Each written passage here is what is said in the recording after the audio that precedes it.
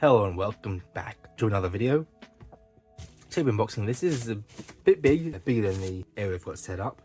Here we go, it's mostly in camera now, so we can unbox this. So we'll be looking at this. This is the TVFUN Color Model 501. It is a Japanese Pong console from the 80s. It's not from any of the big brands, not like the Color TV Game 6 by Nintendo or any of the Bandai ones. This is more of a generic one. Red, green and blue, or red, blue and green if you go off there. It's got 3 games: tennis, squash and soccer, which are all variations on Pong.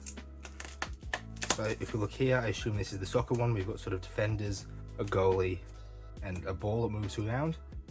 And it's just got some dials built into the system, but we'll have a look more at that in a second.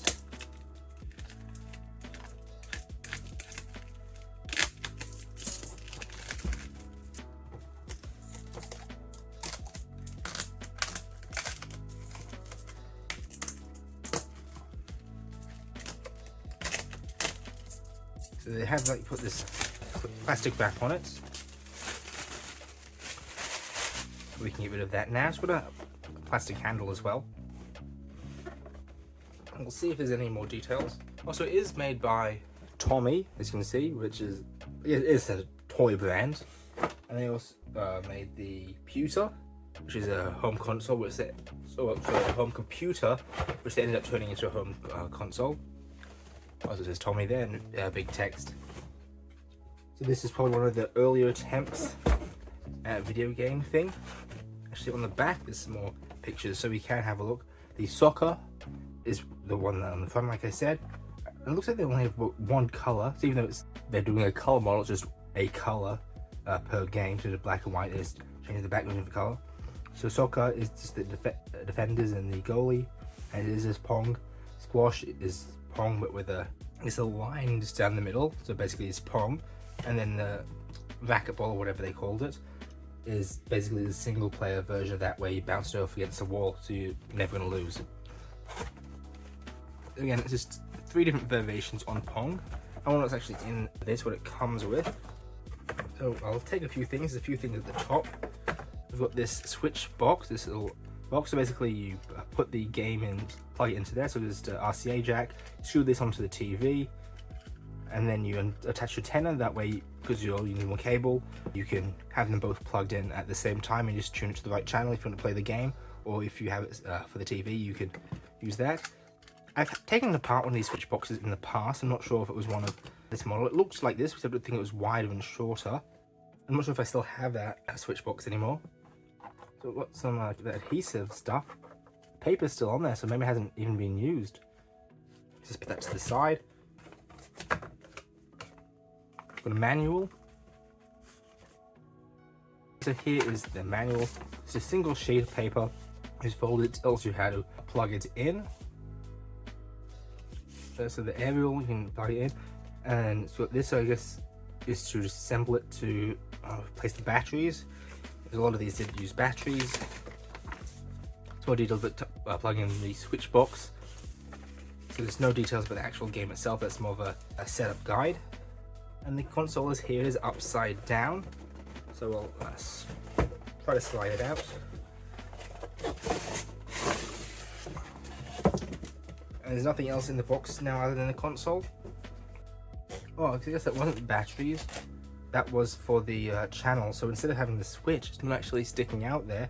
I guess you'd have to put something under there to get to the switch between the channels. It does have actual foam pieces. And it looks in pretty good condition, at least from the bottom. It's got the serial number. It's got these rubber feet. A very good condition overall. All these old ones are totally broken, and as the cable here, tied up with a little golden string. I assume it didn't come from the factory like that, and that's whoever sold this has done. It's just this cable, RCA cable, which is obviously just an RF signal. We've got a reset button. It does sound very hollow. Switches are pretty good. Quite a bit of resistance on these. And it does have them labeled, so down and up, so you know which way is which. Seems relatively well made. The buttons do seem a bit cheap and it does seem a bit empty, but other than that, like, it does seem relatively well put together. These switches are a bit weird. So again, it is a standard rotary style, like a potentiometer. And they've just got the ones with those little things where they just made these pieces. It does seem pretty good. Maybe while we have it, because the screws are relatively exposed, we could try opening it up to see what is inside. And this screwdriver works. And it also has some washers here as well. So the screws aren't capped or anything, it's got these little washers. I assume that's because it's like a particle board type thing. You don't want the small head damaging it.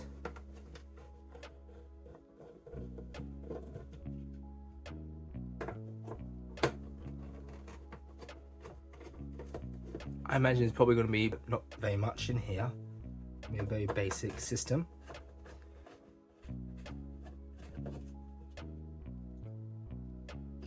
And let's see if we can just lift it off.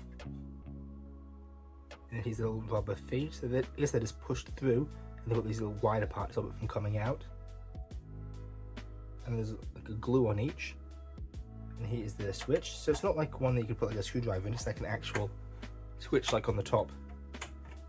Just look at what we can without taking the shielding off. There's the potentiometers, those are the switches, there's a diode and a resistor on there. And on this cable, so it from coming out through the hole, they've just put a knot in it, so it can't actually fit through the hole.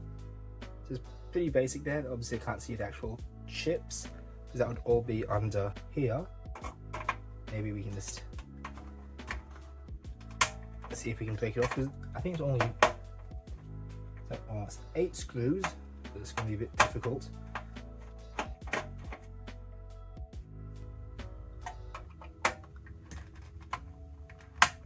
These screws are quite tight.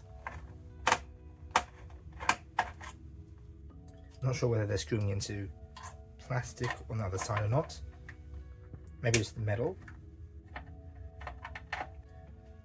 It does look like it is maybe just the metal on the other side. So we'll keep going at this.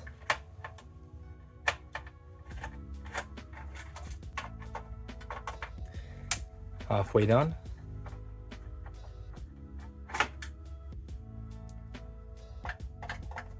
Also interesting, they've just got twist ties holding those together. And I guess we didn't have a look at how it's powered. There's just a barrel jack at the back there. It doesn't specify the voltage.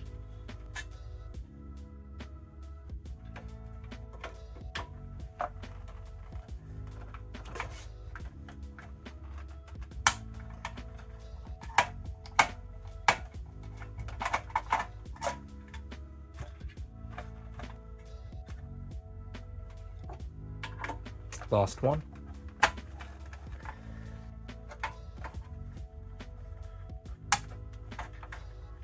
There we go, it's finally loose.